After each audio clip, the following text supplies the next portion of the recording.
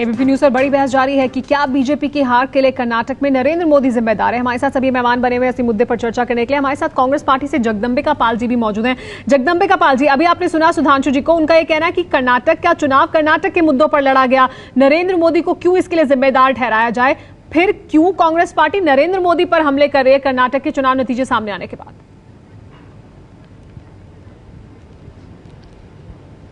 जब से मैं बहस देख रहा हूं इसमें दो तीन बातें बड़ी महत्वपूर्ण आई हैं। जो एक बात आप सुधांशु की कह रहे हैं कि कर्नाटक के चुनाव परिणाम पे मोदी को क्यों जिम्मेदार ठहराया जाए, मैं कहता हूं कि अगर कर्नाटक में आज भारतीय जनता पार्टी जीती होती कांग्रेस की जगह पे, तो आज सुधांशु जी कहते देखिए अभी नरेंद्र मोदी जी का करिश्मा था कि गुजरात में 3 बार जीते और अब नरेंद्र मोदी को हम पार्लियामेंट्री बोर्ड में ला करके जब हम देश के सामने अगला प्रोजेक्ट कर रहे हैं तो आज भारतीय जनता, अब मेरी सुन लीजिए सुधांशु जी, मैंने आपको सुना, मैंने अभी तक किसी की मैं अभी हस्तक्षेप नहीं किया, तो फिर शायद सारी जीत का श्रेय नरेंद्र मोदी को देते।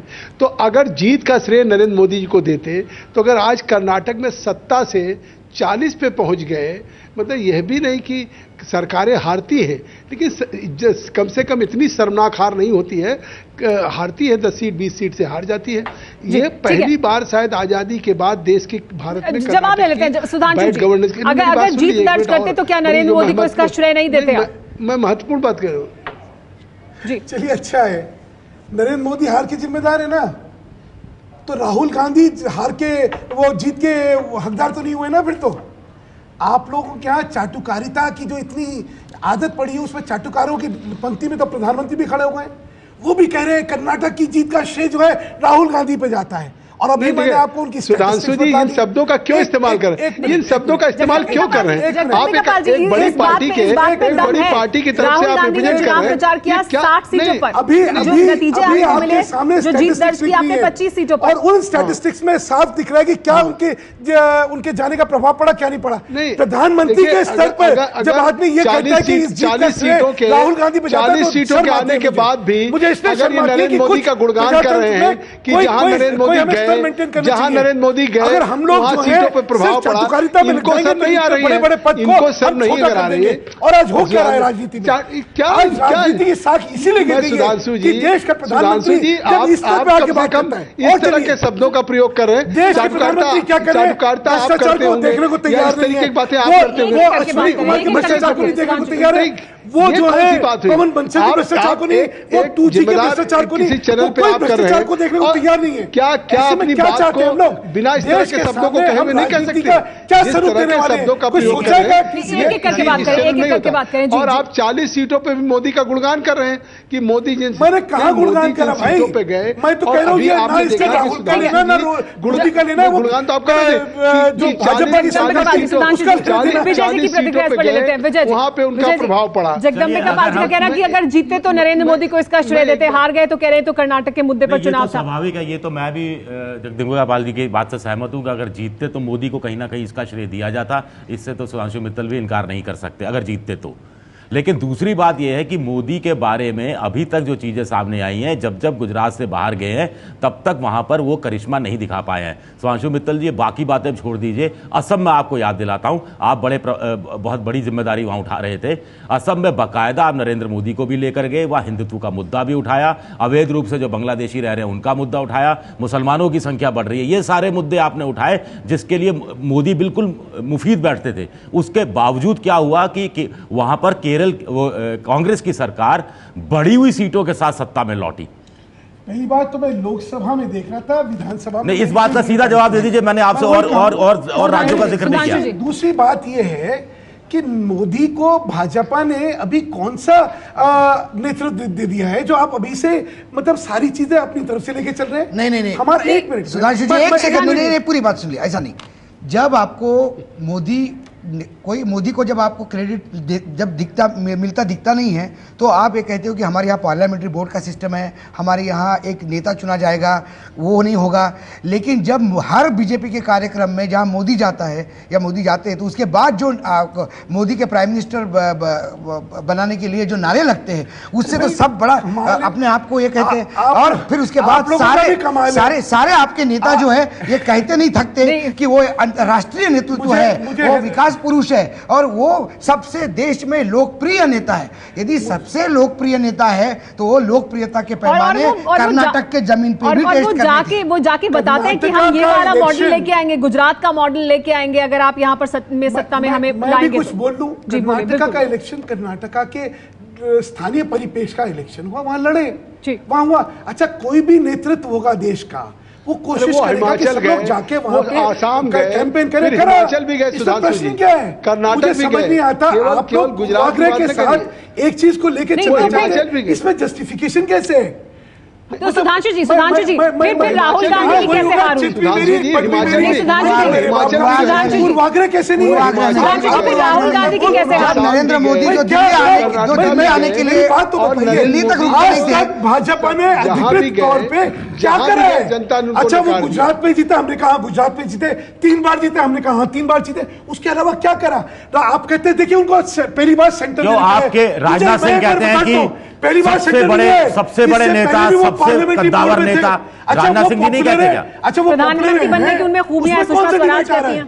प्रधानमंत्री है कि प्रधानमंत्री के लिए जिस दिन हम उनको कहे उस दिन ये विशेष की बात करिएगा। जनता दल का तो कुछ कहा नहीं। बिहार के आपके जो पार्टनर है, कोलिशन पार्टनर, उनका झगड़ा ही मोदी के नेतृत्व को लेकर। वो नहीं, हम नहीं कह रहे, वो अपने यहाँ दिल्ली में आके भाषण देके वो कह जाते हैं। मुझे आज का परिप्रेक्ष्य नहीं समझ आ रहा। सुधांशु जी, आप अगर इस बात को भी छोड़ दें, आपके तमाम और मुख्यमंत्री हैं बीजेपी के, वो प्रचार करने नहीं गए थे ना कर्नाटक में, लेकिन नरेंद्र मोदी जिस तरह से गए उसका असर हुआ। आज कर्नाटक का परिप्रेक्ष्य, आज सुप्रीम कोर्ट परिप्रेक्ष्य, उसका परिप्रेक्ष्य हम भूलना चाह रहे हैं। हम सुप्रीम कोर्ट में आज जो लताड़ पड़ी सरकार को, हम उसके बारे में बात नहीं करना चाह रहे, हम वहां की बात नहीं कर रहे। नहीं, हम बात कर रहे हैं।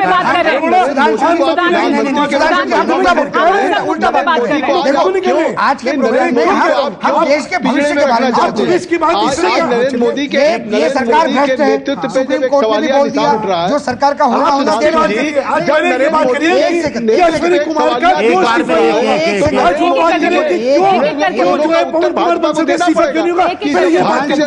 उनको पार्लियामेंट्री मैंने कहा कि हम भविष्य के बारे में सरकार जानिए, नरेंद्र मोदी आज कर्नाटक में सीटें कम आई। एक मिनट वानखेड़े जी, एक करके मैं जानता हूँ इस समय संसद नहीं चल रही, तो आप लोग बड़े बेचैन रहते हैं। सवाल मेरी तरफ से सुधांशु जी, अभी आप कह रहे हैं कि अभी हमने नरेंद्र मोदी को भविष्य बनाया नहीं है हमारा, इसलिए अभी इस मुद्दे पर चर्चा नहीं है। कर्नाटक में हार हो गई तो नरेंद्र मोदी अब भविष्य भी नहीं रहे, नहीं तो वही भविष्य के नेता हैं। ये तो बताइए ना, आप लोग अपनी तरफ से कुछ भी बोलते रहे। हमने कब बोला? आपके राजनाथ सिंह ने कहा कि सबसे कद्दावर नेता है, सबसे बड़े नेता होना और भविष्य होना दोनों में फर्क नहीं होता। आपका सबसे कद्दावर नेता जाता है और वहां पे पार्टी हार जाती है। उन्होंने कहा अडवाणी जी जो है हिंदुस्तान की राजनीति वरिष्ठतम और सबसे बड़े नेता है, तो नहीं, लेकिन इसके मतलब क्या हो गया? लेकिन विजय गोयल ने गलती से जब उनको प्रधानमंत्री बोला था तो आपने बोला था slip of tongue is not क्योंकि हमने तय नहीं करा है। एग्जैक्टली, हमने तय नहीं करा। जिस दिन तक तय नहीं हो जाता उस दिन तक आप अपनी तरफ से लगा देंगे कुछ बात नहीं। आज पूर्वाग्रह के साथ बात करें, ठीक नहीं है। आज जब तय होना होता है, और जब मुंबई में जब अध्यक्ष बने पहली बार राजनाथ सिंह, तो तब उन्होंने बोला था नेचुरल चॉइस हमारा आडवाणी जी होंगे। तब ये कर रहे हैं। आपको किसने कह दिया ये सारी बातें? ये सारी बातें आपको ध्यान दिलवाता हूं, सुनिए।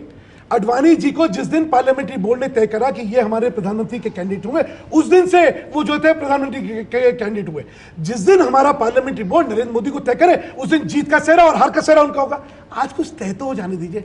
हुआ है नहीं, सूत न कपास लट्ठम लट्टा। अरे भाई, एक चीज समझ लीजिए, अपने पूर्वाग्रह के साथ आप कोई भी जनादेश या कोई भी राजनीतिक स्थिति का मूल्यांकन और विवेचना इस तरह करेंगे, ठीक नहीं है बिल्कुल। मैंने जो आपसे कहा सुनिए, अभी तक आप सुप्रीम कोर्ट की बात मान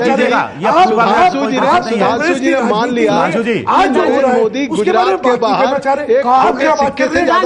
जी, मैं बार बार कह रहा हूँ, ये भविष्य की बात हो रही है। भविष्य की बात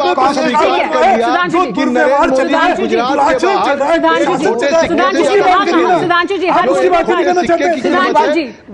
हर मुद्दे पर चर्चा हो रही है। जो आपसे सवाल पूछ रहे हैं उनसे आपसे जवाब की उम्मीद करते हैं। सवाल पूछिए, आप तथ्य के सामने बात नहीं करना चाह रहे, आप अपनी तरह से पूर्वाग्रह करके जुमले छोड़ रहे हैं। फिर पूर्वाग्रह की बात कर रहे हैं। पूर्वाग्रह की बात नहीं है, आप तथ्य में बात आप एजेंडा ना छोड़िए, आप अपने एजेंडे पे मत बोलिए। आप बताइए, आप तथ्य बता रहे हैं। आप लोगों का प्रॉब्लम ये हो गया कि यहाँ भूचाल भी आ गया तो आप बोलोगे कि कांग्रेस की सरकार है। सवाल वो नहीं है। तथ्य बताइए ना, बार हमने कब उनको अपना प्रधानमंत्री का कैंडिडेट माना है, कब डिक्लेयर करा है? जिस दिन करे उस दिन बात करिए ना। आपकी किसी पार्टी का के क्रेडिट और डिस्क्रेडिट तब देंगे जब आपने उसको जिम्मेदारी दी है। राजनीति में सुधांशु जी आप भी हैं और राजनीति कवर करते करते आपको भी चर्चा को जारी रखेंगे, चर्चा को जारी रखेंगे। रखेंगे। विजय, लेकिन आपसे जानना चाहेंगे कि अगर एक तरफ नरेंद्र मोदी की बात हो रही है, वो चुनाव प्रचार करने के लिए गए, जितनी सीटों पर वहां पर 13 सीटें मिली, 37 सीटें थी। राहुल गांधी चुनाव प्रचार करने के लिए गए, 60 सीटों पर 25 सीटें मिली। तो क्या जीत के लिए राहुल गांधी को श्रेय दिया जा सकता है कांग्रेस पार्टी की? तो बड़ा मुश्किल सवाल है, फिर मैं अगर को जवाब दूंगा तो सुधांशु मित्तल कहेंगे मैं पूर्वाग्रह से बोल रहा हूं। लेकिन कुल मिलाकर ये है, मुझे लगता है कि नरेंद्र मोदी थोड़ा हिचकिचा रहे थे। जो संसदीय बोर्ड की बैठक में जिसमें वो टिकट वितरण की बात हो रही थी उसमें भी नहीं गए।